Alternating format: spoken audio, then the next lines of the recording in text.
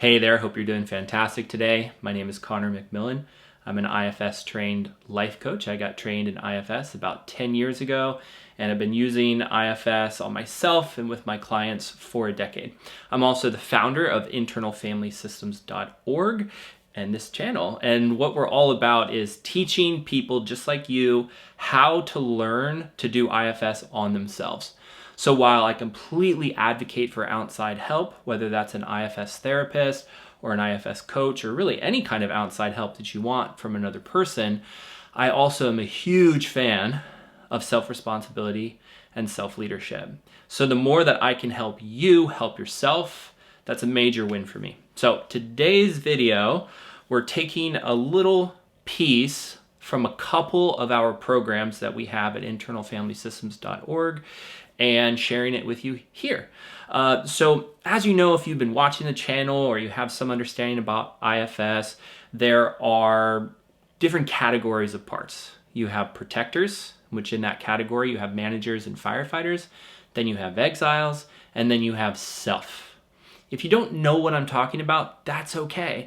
We're gonna start very, very simply. This is one of the first things that I would recommend you do when you get into IFS, and that is beginning to identify different parts in your system. And you can do that right now. I mean, as you're watching this video or directly after this video, even if you've never heard of IFS before, this is the first video you've watched on it, I guarantee you can think, what kind of parts are active in my system, either in this moment or regularly throughout my life. And I'm going to give you kind of a few different questions for you to answer so that you can begin the process of developing a keener sense of self-awareness. And in the process of doing that, you're going to fill out the color of these parts. Just like right now, it's kind of this blank canvas, you're going to start putting color to it. And the more that you can do that, the more you begin to understand your very intricate, very beautiful, and in a way, kind of very simple system. Even though it's very complex, it's kind of very simple.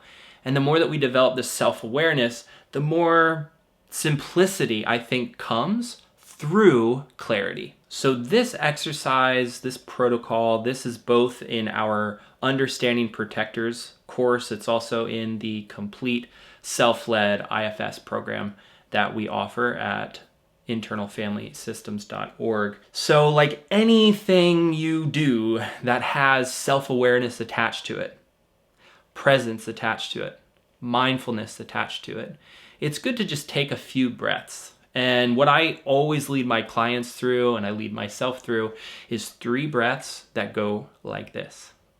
In through the nose, out through the mouth. Slow it down just a little bit. In through the nose,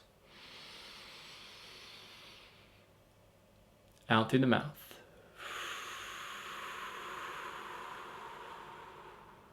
This one's a little bit different. In through the nose. This time I want you to keep inhaling. Really fill up the lungs. Drop it down into the belly. And hold it for 1, 2, controlled release. And push out all the air. Breathe normally.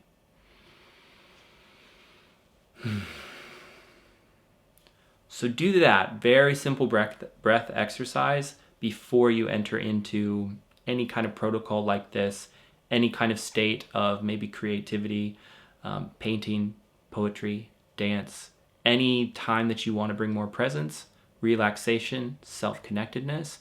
That very simple breathing exercise, you can even feel it from me. My relaxation has increased and I have started to ground down even more.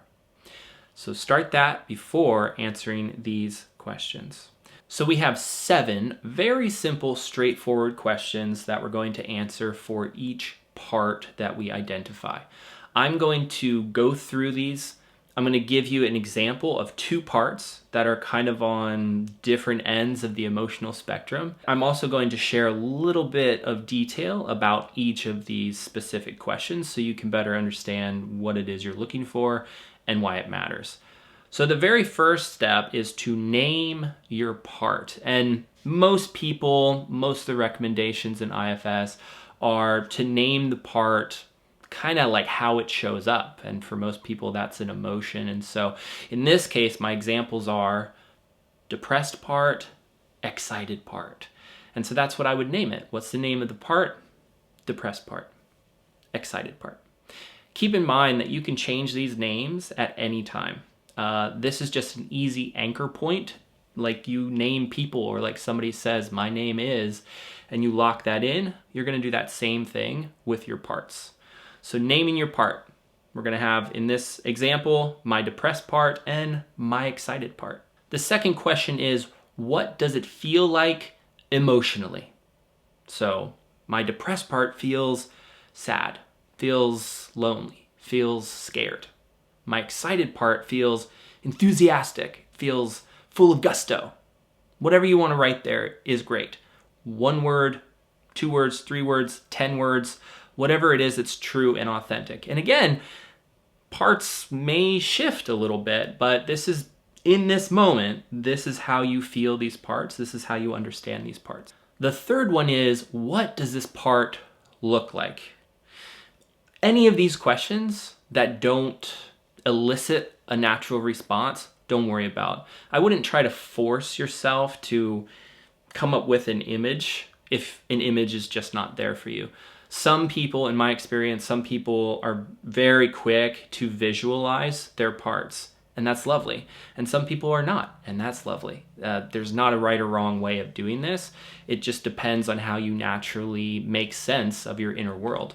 So, for example, let's say my depressed part looks like a young boy.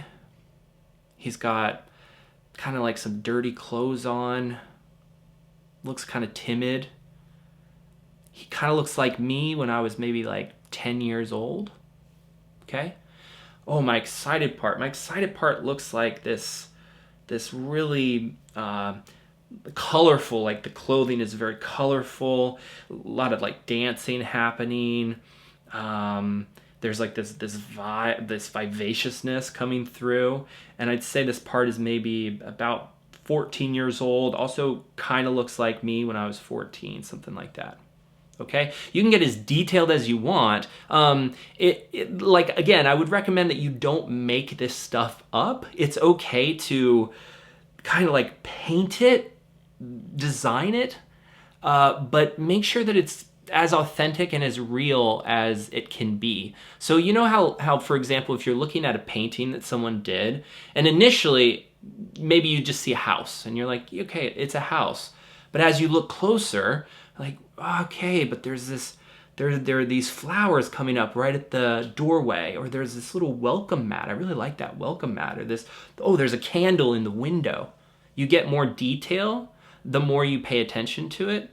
But I wouldn't recommend that you look at a painting of a house and say that there's a candle in the window if there's not a candle in the window.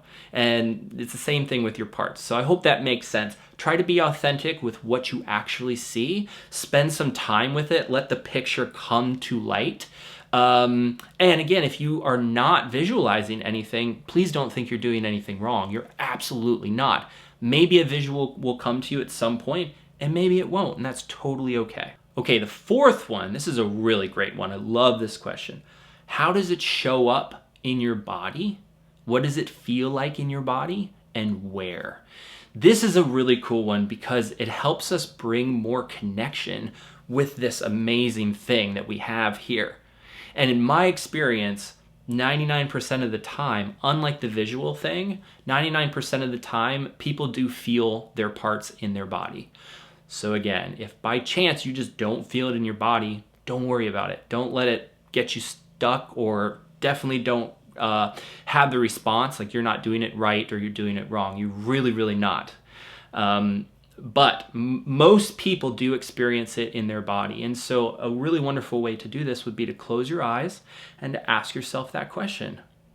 In this example, it would be, where do I feel my depressed part? Yeah, I feel my depressed part like right here in my heart, a little bit in my shoulder, Yeah, and a little bit kind of right here. And it feels like here it feels a bit like a lump. Here it feels like just like some tenderness. Not quite like an ache, but some tenderness. Okay? This is a real example, by the way. These are real parts that I'm feeling out with you in real time, okay? Okay, my excited part. Definitely my belly. Ooh, and my legs. And how that shows up for me is like, kind of like that butterfly feeling. Kind of some tingliness. It's like my legs want to move. They want to do something. Okay, makes sense? Okay, the fifth one is, what does it say? So all of our parts, especially our protectors, they're trying to send us a message. And the message shows up somatically. It shows up through memory. It shows up through visualization. It shows up through direct messages. So in this case, what does it say? What is it saying to you? So as I tune into this depressed part, my depressed part's saying, I want comfort. I want to feel good about myself. I'm feeling like a missing, like something's missing. And my excited part is saying, let's do something awesome. Let's get out in the day. I want to move. I want to dream. I want to create. So tune into that and write that stuff down. You may not get a message like that, and that's okay. Skip it. Come back to it another time. Okay, the sixth one is going to be, how does that part make you behave? So in this case, my depressed part generally makes me behave a little bit like I kind of recoil a bit. I am antisocial. I want a lot of comfort. I want to like lay in bed or like take a bath. And I can be a bit apathetic. Okay, my excited part generally is kind of the opposite. I want to connect with people. I want to play. I want to laugh. I want to really prioritize passion. And finally, what does this part want? What does it want? What does it want for you? What does it want from you? What does it just desire? So my depressed part desires, in this moment, what I'm hearing is, my depressed part wants a hug. It wants time with me. It wants to be cared for. It wants attention. It wants loving attention. And my excited part wants to have a space to play and to let go of work and to let go of duty and just be able to be in flow and be really excited. Right now it's coming through as I want to go to Barton Springs, which is a really beautiful spot here in Austin. Beautiful natural swimming hole. That's what my excited part wants to do. And I think I'm going to make time for both of these parts after hearing from them and what they desire. So that's it. Those are the 7 parts for you to begin the development of understanding your system, starting with just parts. Don't worry about trying to identify them as this thing or that thing within the IFS spectrum. Just notice you have different feelings, you have different thoughts, you have different body sensations. And if you can begin the process of just naming those things, bringing in some answers to some of these questions, it doesn't have to be all of them, you begin to kind of separate them in a holistic way where you're moving them away from being in the driver's seat. You're providing more room for your self-led space to come through, and you're beginning the process of seeing them and recognizing them. And don't we all want to be seen? I think these parts have been asking you for a long time to see me, hear from me, feel me, spend time with me. And in the process of doing this, that's exactly what you provide. So just by doing this exercise, just spend 5 minutes on it, spend 15 minutes on it, spend 2 hours on it. Do it in a way that feels natural and authentic. And by taking that time, you're telling your parts, you matter to me, which ultimately is telling yourself, you matter to me. And that builds a lot of really powerful, natural, nurturing energy within your system for healing, for growth, for developing and going after goals. So I really hope that was helpful. As I said, you can copy and paste this from the description, share it with a friend, share it with your mom, whoever you think might benefit. So this exercise, this protocol, this is both in our Understanding Protectors course. It's also in the complete self-led IFS program that we offer. And I'm also going to put this in the description box right down below so that you can copy and you can paste it and you can print it out for yourself. And definitely come over to internalfamilysystems.org and check out one of our programs. We also have a free guided meditation there. If you sign up for the newsletter, boom, you get that meditation in your inbox immediately. So head over to internalfamilysystems.org. I wish you a beautiful day, and I'll be seeing you soon.